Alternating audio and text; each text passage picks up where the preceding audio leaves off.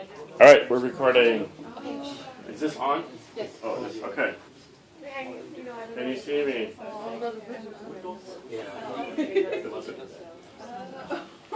Okay. Bismillah ar-Rahman ar-Rahim. So, Umar Muzaffar is teaching another class just tonight. So, what we talked about last week was, you guys all saw the email, right? Did anyone not read the email? Not see the email? Okay. Just very briefly, what we're going to do is we're going to move on to course 2. You don't get emails. Yeah, we'll put you. You're not on the email list? Make sure. You just don't check it. Anna, I think you are. I see you. Are you Yeah, I know I'm on it. Maybe. You get too many emails from She has too many emails. You can just write your email address on the bottom here. every vendor in the world. And then I'll just write it. It's going in spam. That's the thing. No, I she gets saw about it. 150 Ah, emails a day. It's- And 149 No, are the from one time, a the long mall time. stores. Yeah, the So I have promotion. 4,400 something emails, and I don't even check my email. Okay. Oh my god. So we are going to move on to course 2. Maybe next week, probably next week, assuming that It's all of our Thanksgiving. questions of what we'll discuss if we're going to do. Who won't be here next week? Not us. You won't be here. Who won't be here, right? Who won't be here? You won't be here. Won't be here. Maybe we just do it the following You know, week. maybe we can skip it and start the following. Yeah, that sounds reasonable. We also will skip December 8th. There's a program in the city. I'll tell you more about it. Yeah. So, okay, let me get to here we go. December 8th is the next week. Okay, so she's right. So December 8th is indeed the following week That's after what the we said, second right? week. Is it really? For Thanksgiving, it'll be December 8th. So for 2 weeks we Sure. won't have class, yeah. Oh wow. Okay. Okay, that's fine. So we'll start December the following. Okay, I'll make a note of that. Okay, so what we talked about was enhanced participation, which we're trying to do. This is a 2.0, upping the participation. So we'll have a discussion board where one person will be assigned each week to write up maybe a paragraph, 3 or 4 sentences about whatever we discussed, or maybe adding on to that, and then everyone will be expected to do your best to add to that, write a sentence, write something. Just our hope is that that takes on a life of its own and adds to the discussion in the following class. Each person will be expected to either give a presentation or write a paper about something topic specific, right? About the subject matter that we're going over. But before we do that, we'd like everyone to kind of have a firm, larger framework of course 1, right? The big picture of course 1, not just the individual specific points, but how that all ties together in one grand scheme. So what I'm going to do is give a review. Hopefully I'll do that in an hour or less. And my review will simply cover the main points and the things which we discussed, which we had debates about. We don't really need to go into having those debates. If you do have something you're not clear on about those points, please make a note of it, and then we can go over that maybe at the end of the presentation, or at the beginning before we start the next one when Umar comes back in 2 weeks or 3 weeks, 3 weeks, right? But I do ask you, because the review I'm giving is to my best. I'm not Umar Muzaffar. If I miss a point and it comes to mind, please speak up, add in. But just try to be concise so we can stay within the hour, inshallah. So, with that, I will, Inna alhamdulillah, nahmaduhu wa nasta'inuhu, wa nastaghfiruhu wa nastahdihi, wa na'udhu billahi min shururi anfusina, wa min sayyiati a'malina, wa man yahdihillahu fala mudilla lahu, wa man yudlil fala hadiya lahu, wa nashhadu an la ilaha illallah wahdahu la sharika lahu, wa nashhadu anna Muhammadan abduhu wa rasuluhu, amma ba'd. Bismillahir Rahmanir Rahim. We begin with a little bit of, before we get into Surah Al-Fatiha, we start with the question, specifically as Muslims, what are we supposed to do? Right? What does this all mean? Why are we Muslims? What are we supposed to do? So we have all been taught to look at the Quran with this abstract version, right? This kind of high-minded vision of the Quran being, of course, revealed from Allah to the Prophet Muhammad. And we revere the Quran, we read it for as part of our prayer, and we engage the Quran ritualistically. But in terms of being like, how does it impact our daily life, right? This is what this course is about, and this is why we are going over these first 46 ayahs of the Quran. So the Quran essentially is a detailed roadmap to develop a relationship with Allah, right? Only 10% of the Quran is instruction, and the other 90% is for us to attain a level of God consciousness, right? So the first question we talked about, is it possible to have a relationship with Allah without the Quran? Therefore, without Rasul, without the Messenger, without Islam even, without religion, is it possible to have a relationship with Allah? So we were directed to Surah Luqman, which is Surah number 31, which is a conversation between Luqman, a deathbed conversation between Luqman and his son. So the Quran describes Luqman as someone who is a person of great wisdom, of great guidance from Allah, but not someone who received revelation. So he wasn't considered a messenger of Allah, right? But he arrived as a person of sort of God consciousness without revelation. He arrived to the conclusion that God is one, right? And that God is merciful. And he also arrives to the conclusion that there must be a hereafter, a day of judgment, where perfect justice will be attained. So in essence, we don't absolutely need guidance, right? But through the mercy of Allah, He has given us guidance.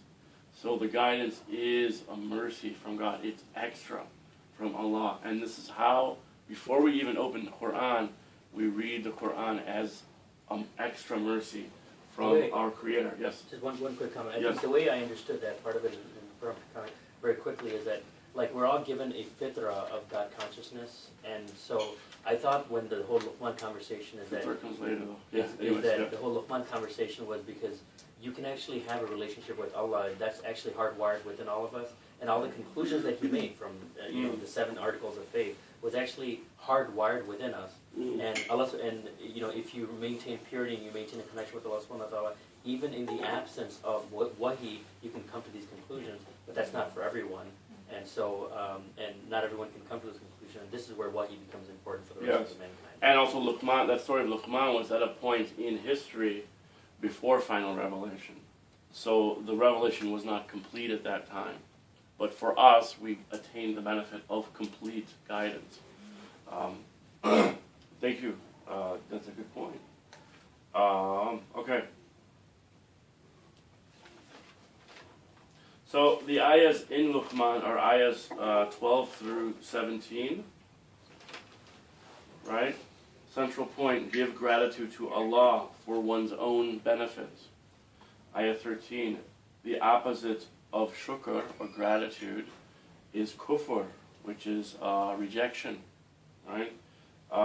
And associating partners with Allah, or shirk, leads to zulm, or darkness and oppression. Right? And ayah 17 then is what we're supposed to do, how we're supposed to conduct ourselves. Establish prayer, enjoin kindness, fight against injustice, and have patience, and refrain from arrogance.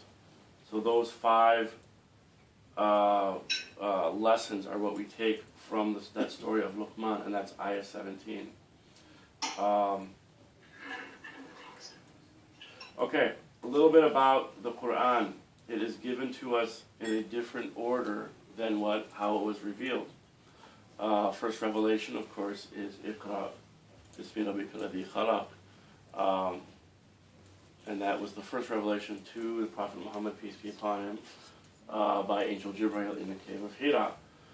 the Quran as it is compiled now for us is the completed version, and it is sequential in a sequential order in order for it to be sort of a manual, right? It builds upon itself. So then we talked about the sciences of Islam, fiqh, tazkiyah, and adab, or jurisprudence, purifying oneself, and proper mannerisms, right? That's essentially conduct.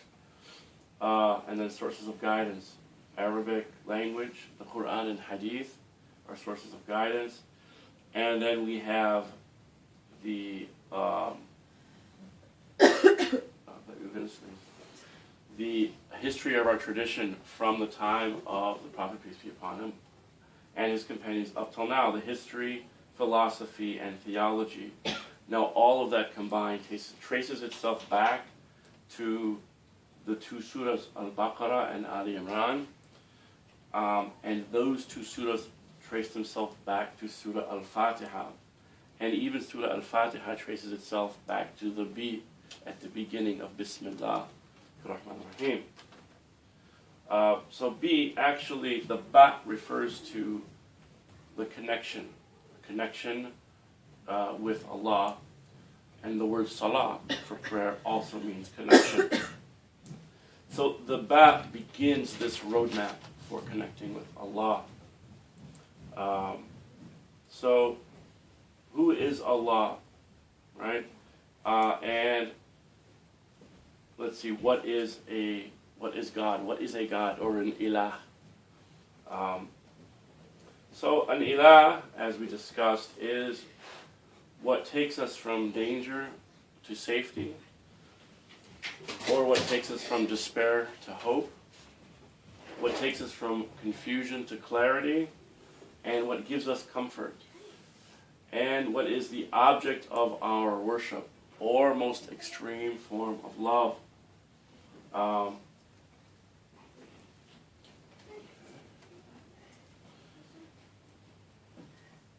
Okay, so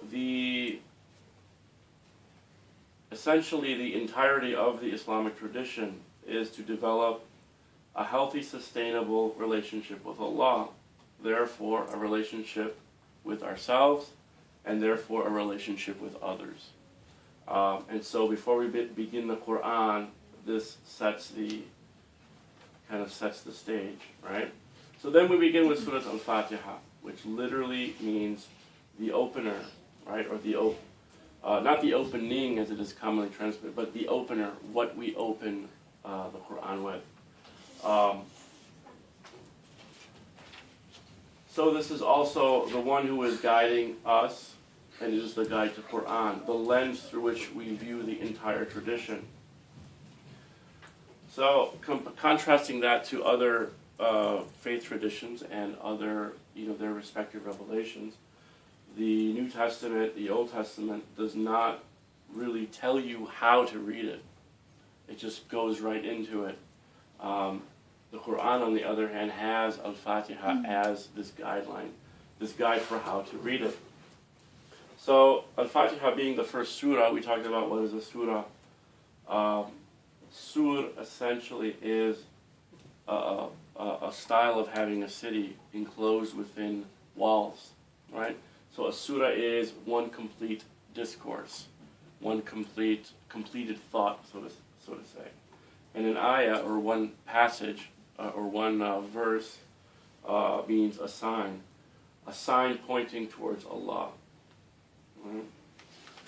So we begin with Bismillah ar-Rahman ar-Rahim, right?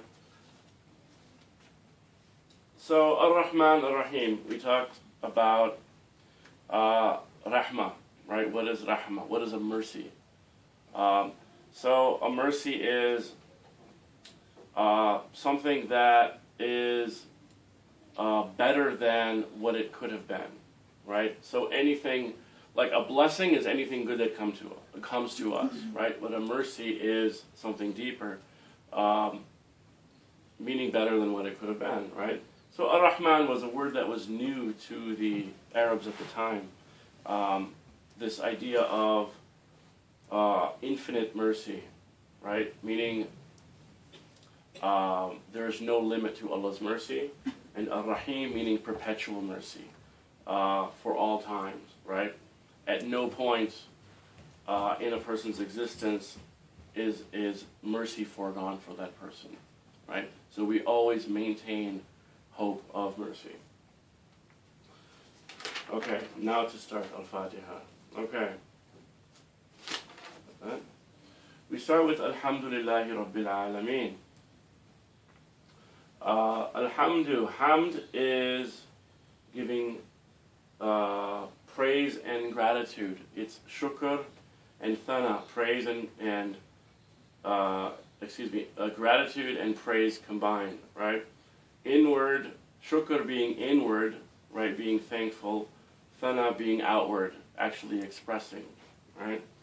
Rabbil Alameen, the word Rabb, commonly translates into Lord, and we see in many translations. But Umar Muzaffar gave us a little bit more of a in-depth translation. It is the one who takes from immaturity to maturity according to its unique design, carrying something from start to finish, so to speak. I like to use the term divine mentor. Lord evokes kind of an authoritarian mindset, so it may not be seen as loving, right? But Rab, loving is fundamental to thinking of Rab. Al-Alameen being all creation, all worlds, all knowledge, right? Then the third verse is Ar-Rahman Ar-Rahim. Again, we see infinite and perpetual mercy, right? So, okay, so then we go into we go into Maliki Yawmiddin, which brings us to the hereafter, right? So Malik is like a sovereign, or like a judge, so to speak, right? Or the Lord of Yawmiddin being the day of judgment, or the day of the reckoning of accounts. So we look at the hereafter, and we look at how we're going to be judged from a point of Ar-Rahman Ar-Rahim, infinite mercy, right?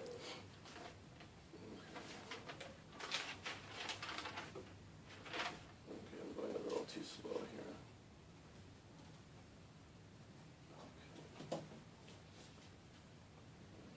Okay. All right, I'm going to speed it up a little bit here. Does anyone have any questions? I know it's kind of a little basic.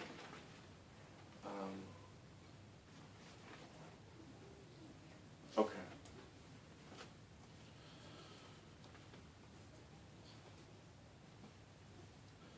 Okay. Maliki Yawmiddin. Iyaka na'bud, iyaka nasta'in. So now, up until this point, Al-Fatiha is describing how we are to view God, right? Who is God to us. Now it's describing how we are to interact with God. So we are instructed to make our first dua to Allah. Towards you we worship, and towards you we rely, right? Iyaka na'budu wa iyaka nasta'in. Ihdina as-siratal mustaqim is also give us the straight path. So Mustaqim. Here we have the first mention of this root word taqwa, right? Okay, 1 second, guys. Alright. Sorry, I have to find my place where I had my notes. Here we go. I found it. Okay.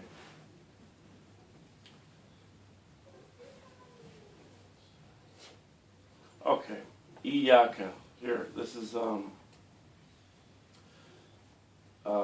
there are within this word iyaka, we have the four concepts of worship is first introduced, right? So, towards you in the present, and exclusive to you, God, in the present, and also in the future. So we're essentially saying, I worship you, and I worship nothing else, and I will worship you, and I will not worship anything else, right? So the word iyaka is, those four concepts are within that. And, Sorry, what yes, are the four concepts? okay, four concepts. You just put two together and two together, so. it's what Yeah. you said. So iyaka, okay. First, I worship you, and I worship only you, in the present tense.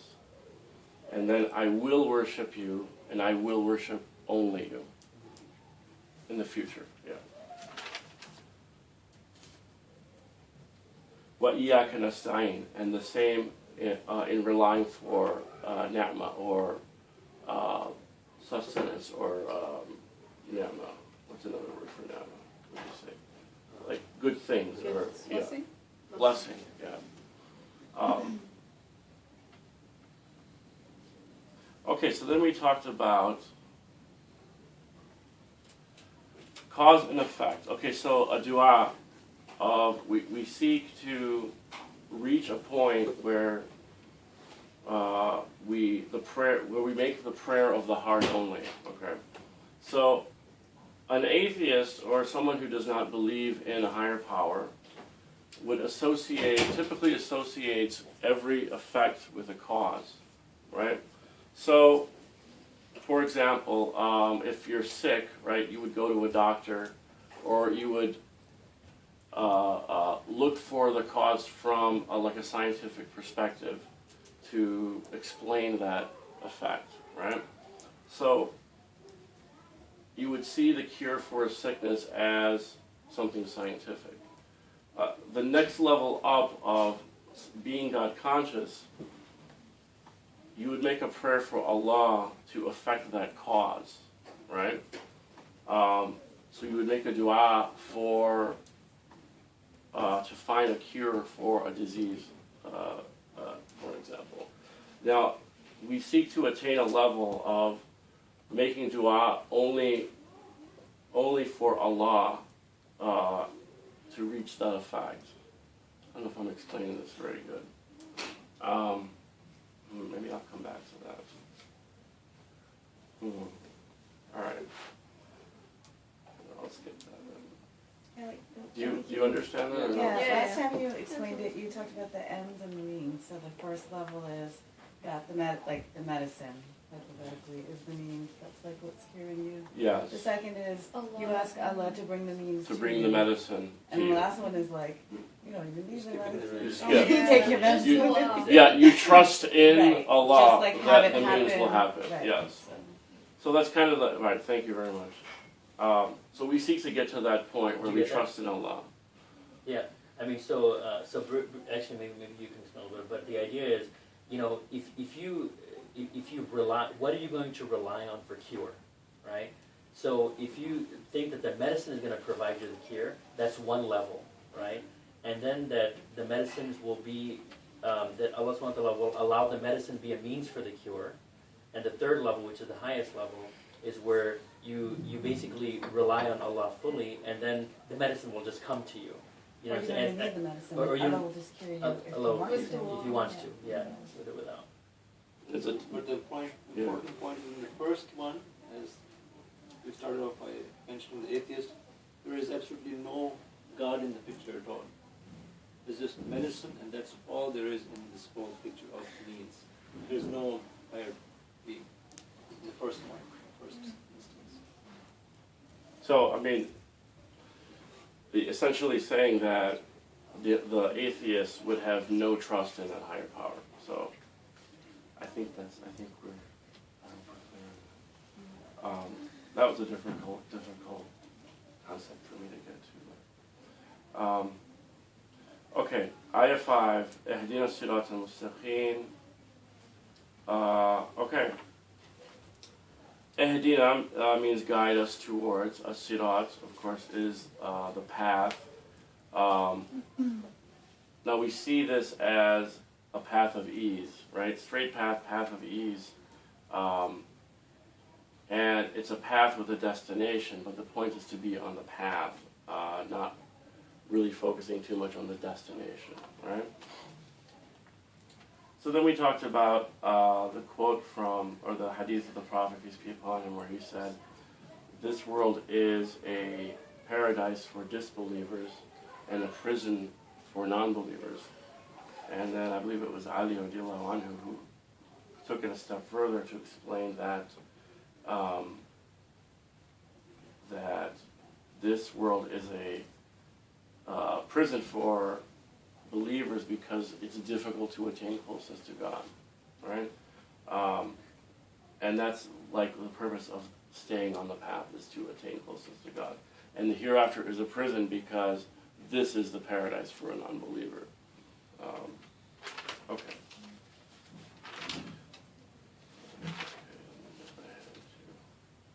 Okay.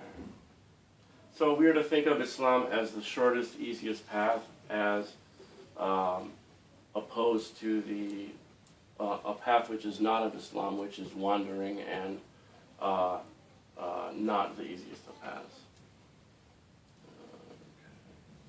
Mustaqim.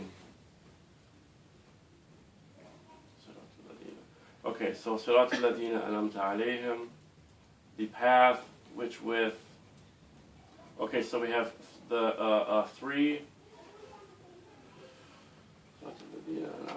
The path of those whom you have gained, those who have favor, and not those upon you have received anger, right?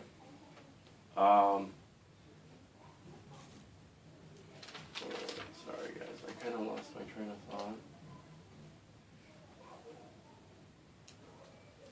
Okay. Then we went to Surah An-Nisa, okay, talking about obedience, right? Which is Surah 4, Ayah 68. Talked about the types of people on the path. Here we go. So first are the prophets, the messengers of Allah. So prophethood, of course, is ended, so this is not attainable to us. Number two would be the Sadiqeen, or those who recognize truth immediately and accept. The prime example being Abu Bakr Siddiq. Right? The third being the Shuhada, or the martyrs, those who provide witness to the truth with their lives. Right? The fourth being the Salihin, those who exude perfect character, or the most perfect character, that it infects others, that it influences others.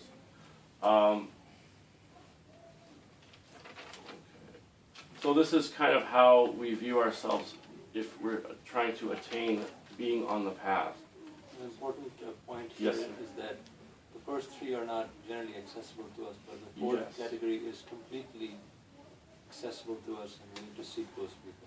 Number four, the Salihin. The Salihin. Seek out and associate with yourselves, being the company of these people, helps us to be on the path. Yes. Thank you, Afi.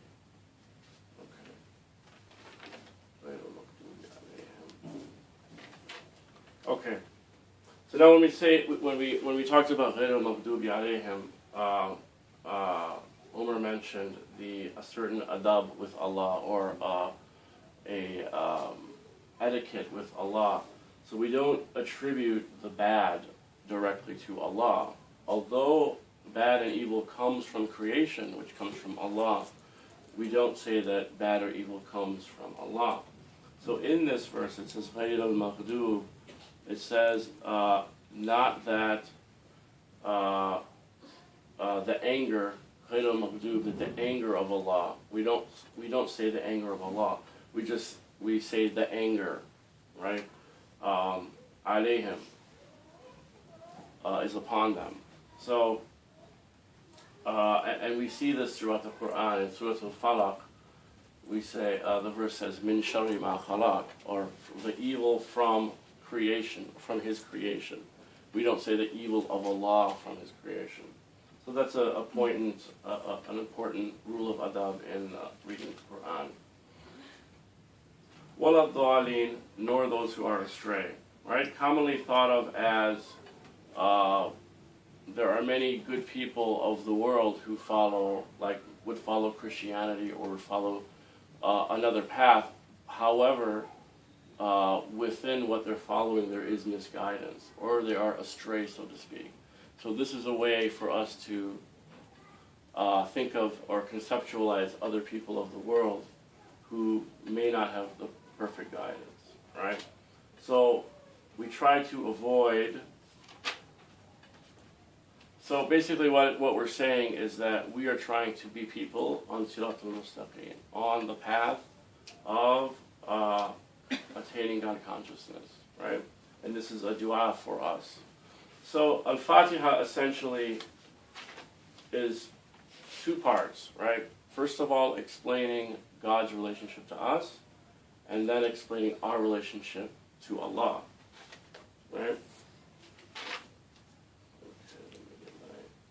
Here we go. So then we go into Surah Al-Baqarah. Wow, okay, I spent way too long on Surah Al-Fatiha. I'll try to speed it up a little bit. I know, right? It's exhausting. It's easy to get to overemphasize things. I mean, you're taking 4 or 5 weeks and condensing it into. I know. It's like I know. Yeah, it's a lot. I'll try not to bore you guys too Don't much. worry about it. I want to try and focus on the big picture, and it's easy to get caught in the details. What I will do for everyone actually is because I've heard all the lectures up until lecture 10, and I've taken notes on every one of them, and so and I've tried to summarize when he had, because he had a lot of examples. I've started to summarize that stuff as best I can. So I have them compiled now. Once I'll email it to you, and you can email it to That'd be everyone else. great. SubhanAllah. What I'll do is so that list of the last email, that's like the comprehensive list. So you can group email to that list. I can do that for Yeah. sure. I think we're supposed to set that up. Yeah, no shame. Yes, I'll make sure you get the email. And up or something, right? I have it on my list. I just put I put Gmail instead of Hotmail. No, Nosh, Dosha Akhtar, Naush, right? Okay.